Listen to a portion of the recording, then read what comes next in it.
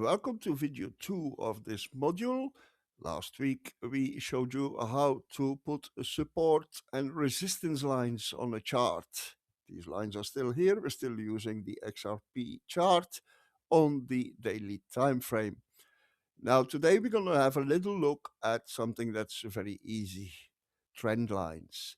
So to select the trend line, you just go here on the left hand side top, and you will see the top one being a trend line.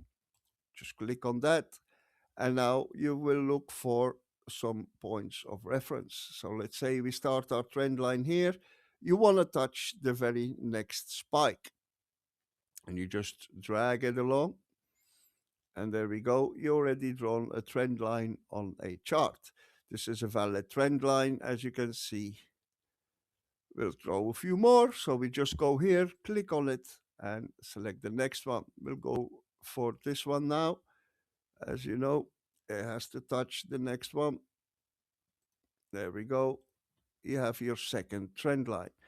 Now, this on its own, it shows the upper trend. So we'll go and select one more and just go underneath, see where we touch. And there we go. We already created 3 trend lines on the chart. And you will see here, that's what I call a channel. We are in a down spiral right now, in a down channel. And this is the trend. We're in the downward trend.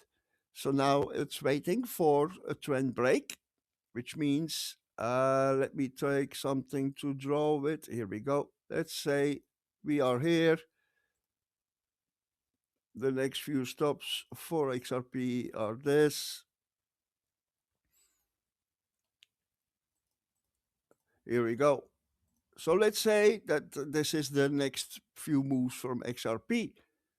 We're still in the trend. We're breaking trend, retesting the trend, and then take off. This is a very common pattern in crypto. If you see this breakout and the retest, this is where, of course, you want to start your trade. That's why trend lines are so important. You can see when a token is breaking out of trend.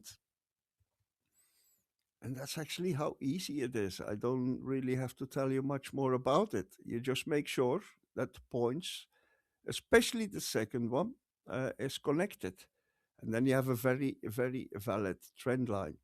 If you want to add some more, you can also do this. Here we go. We have added a little trend line here.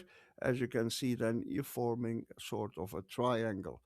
And now here you form a sort of a channel. It just makes it visually a lot better to read charts, to see breakouts, to see where we're going next. Because if you see the channel, it stays nicely within the channel most of the time. It does have a little pop-up every now and then, try to break out, it failed, so it came back down to the bottom of the channel.